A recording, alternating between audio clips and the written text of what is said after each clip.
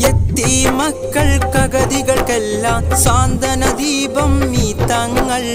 നൂറെ ഹബീബേ മജ്‌ലിസിലെന്നും കാരുണ്യത്തിൻ പൊൻരൂപം. മാതൃക തീർത്തു കേരള മണ്ണിൽ എങ്ങും സയ്യിദിനീ നാമം. സ്വലാത്തുൽ ഫാത്തിഹ് ചൊല്ലിയുണർന്നു എങ്ങും ഫളലുകളാമോദം.